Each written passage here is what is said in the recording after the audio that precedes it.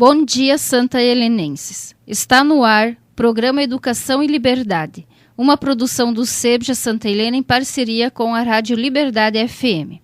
O tema de hoje, História dos povos indígenas no Brasil.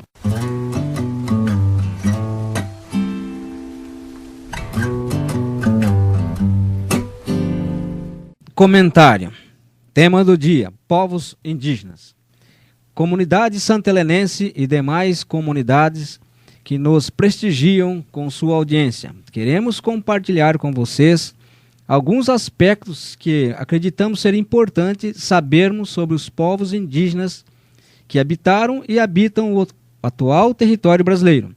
Povos que, ao longo do processo histórico da colonização do Brasil, muito contribuíram na formação da sociedade brasileira.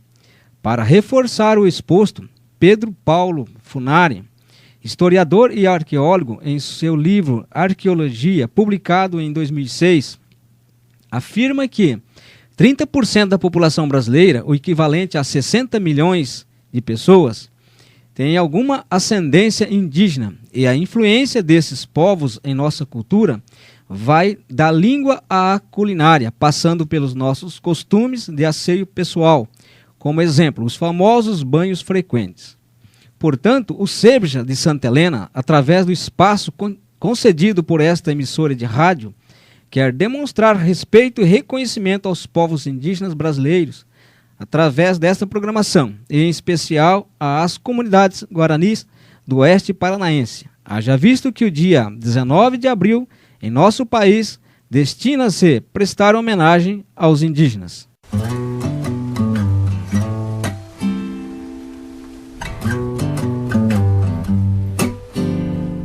Os portugueses e a ocupação do Brasil. A ocupação territorial do Brasil pelos portugueses iniciou-se pelo litoral do Atlântico Sul. Obviamente, os povos indígenas que aí viviam foram os primeiros a sofrerem os impactos da invasão de suas terras. Na medida que os lusos brasileiros avançavam interior adentro, à procura de novas terras para a prática da agricultura, criação de gado e extração de minérios, os povos indígenas eram impiedosamente exterminados pelos meios já expostos. No século XIX, consolida a ocupação do Brasil meridional e as populações indígenas, embrenhadas na floresta, vêm cada vez mais encurraladas pelos colonizadores. Em razão desta impetuosa ocupação dos espaços territoriais indígenas, restam poucos índios vivendo na maioria dos estados da Federação Brasileira.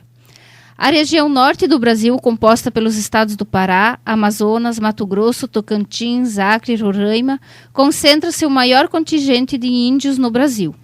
Vale ressaltar que, a partir da década de 1970, com a expansão agropecuária, extração de minerais, formação de estradas e hidrelétricas naquela região, os povos indígenas vêm sofrendo uma enorme pressão de grupos nacionais e internacionais interessados nas suas terras, o que tem ocasionado conflito entre os grupos, desespero e morte de índios, e a tentativa de extermínio dos indígenas continua no Brasil em pleno século XXI.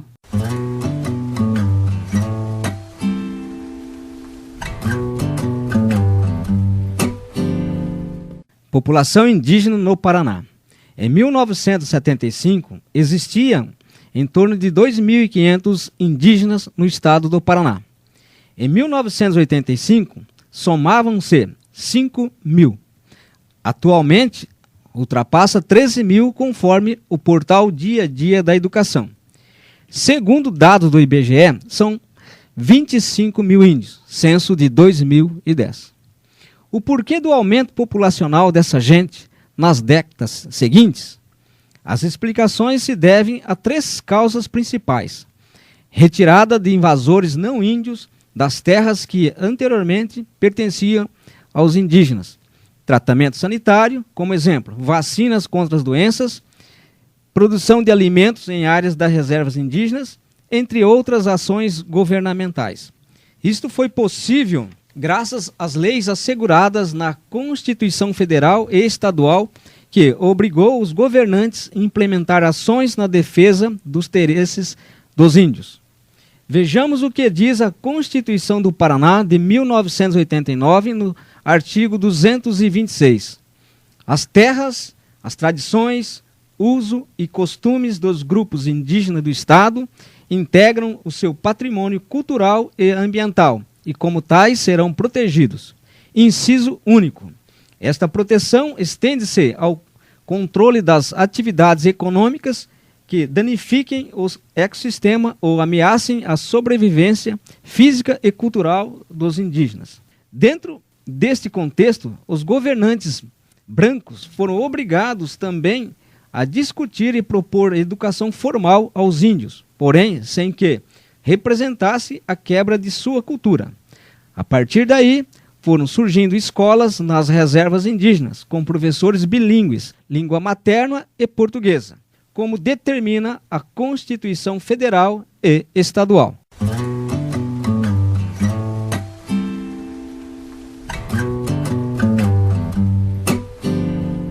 Educação indígena no Paraná. Os 25 mil índios que vivem no Paraná ocupam uma área de 85.264 hectares de terra, homologadas em 18 reservas indígenas. No oeste paranaense são 3, sendo uma no município de São Miguel do Iguaçu, localidade de Portão do Ucuí, 2 no município de Diamante do Oeste. Sendo que desta houve a formação de uma comunidade que está ocupando uma área de terra próxima à base náutica em Santa Helena.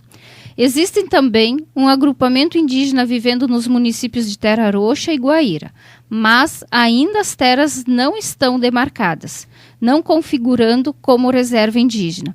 Existem outros grupos dispersos no território paranaense, em locais ainda não demarcados.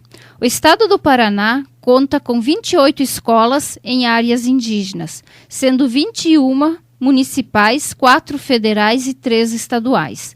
No oeste do Paraná, existem 2 escolas estaduais de ensino infantil fundamental nas reservas Tecoá em Antetê e Tecoá Itamarã, de Diamante do Oeste, com o nome de Escola Estadual Arajuporã e Camambuê, uma escola estadual no município de Guaíra. Dos 2.035 alunos indígenas, 1.482 estão cursando do 1º ao 5º ano, 223 estão na pré-escola, 120 cursam do 6º ao 9º ano e 60 estão no ensino médio. E 25 índios fazem cursos superiores. São 150 professores, dos quais 83 são caigangues e guaranis. Esta fonte é do IBGE de 2010. Vamos ouvir agora o professor indígena Teodoro, da comunidade Tecoá Itamarã. A escola já vem trabalhando, escrevendo história, escrevendo lenda indígena, principalmente o que adequa a sua própria história. A gente também trata uma semana, data comemorativa indígena, a cerimônia que fala do ciclo da natureza, ciclo do tempo. Inclusive isso também a escola vem fazendo juntamente com materiais didáticos que fala sobre de como ensinar a crianças indígenas na escola, principalmente dos indígenas. Isso vale muito para o conhecimento e valorização de mais e mais, sabe? Porque se a escola não trabalhar, não levar isso para frente, as crianças se perdem no meio do caminho e acaba não valorizando os mais velhos, acaba não valorizando a sua própria cultura, como acontece com muita cultura também, com muitas pessoas também deixa de valorizar a sua própria cultura, desvia o caminho, sabe, vai para outro caminho e acaba se perdendo. Isso a comunidade indígena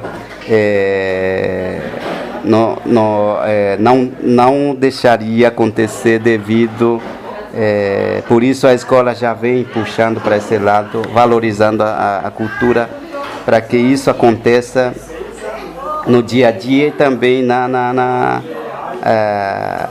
diversidade também. Isso quando a gente fala da diversidade, vem colégio estadual, municipal, a escola estadual lá de fora participar da Semana Cultural, que é tão importante. É um espaço, é um momento de estar, as crianças não indígenas ouvindo canto, ouvindo música, se distraindo, participando, conversando, sabe, se aproximando a criança indígena, sabe, mesmo que não se entende na língua, mas ele está ali mantendo assim troca de energia positiva, sabe? A criança gosta disso. Indígena, não indígena, independente, sabe? Independente da cultura. Então, isso eu estou incentivando, buscando esse mais conhecimento para que eu possa aplicar isso na escola, na comunidade, levar também a liderança, fazer palestra na sala, os mais velhos também, sabe? Isso eu não estou falando só porque eu estou gravando uma entrevista, mas é verdade mesmo.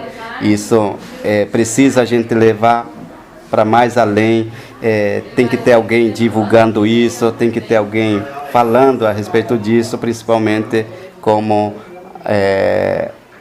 agora o seu programa da rádio comunitária vai estar divulgando isso. Nós queremos que isso seja feita e também a gente vai estar torcendo para que esse programa também tenha grande trabalho no município de Santa Helena, também fora do município, independente de qualquer comunidade. Eu acho que isso vale muito, porque fica na nossa região.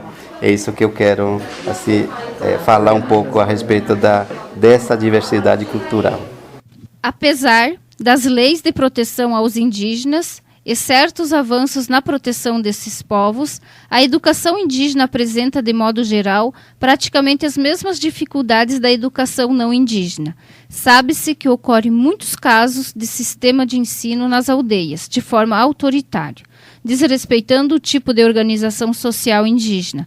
Professores ou monitores não raramente são despreparados para a função. Falta de estrutura material das aldeias, poucas salas de aula ou espaços adequados para o ensino. Professores não recebem remuneração e estímulo suficiente para o exercício do magistério, entre outros problemas. Via de regra, os índios não são consultados sobre quaisquer das medidas postas em prática. Sendo assim, a questão indígena no Paraná, como em todo o Brasil, continua complexa e só pode ser resolvida com o esforço de toda a sociedade.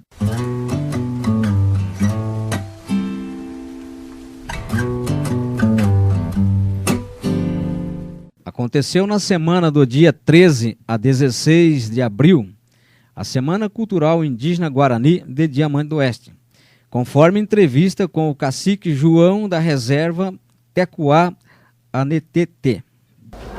Meu nome é João Mirialva, eu sou cacique da aldeia Tecuá Anetete. Então eu vou falar um pouco da nossa Semana Cultural, que nós sempre, cada ano, organiza essa Semana Cultural, para a gente manter uma cultura que a gente sempre tinha do antepassado. Então isso é muito importante para mostrar também pessoas que vêm de fora, que vêm visitar a aldeia. Então ele, para ver a vivência indígena, como é que vive dia a dia do indígena.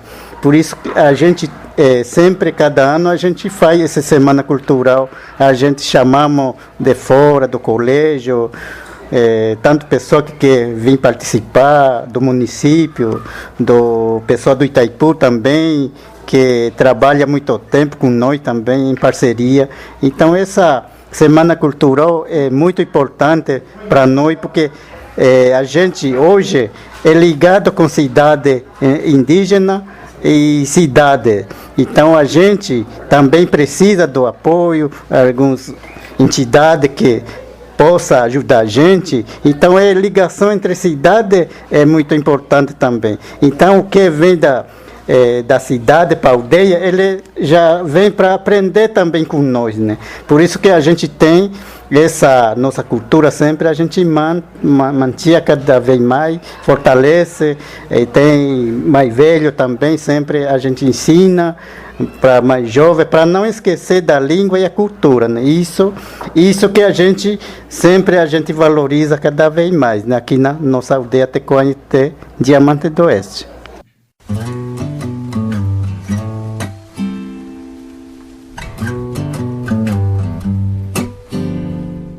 Entendemos que é impossível um único órgão governamental, seja federal, estadual ou municipal, resolver os problemas que ainda afetam cotidianamente os índios.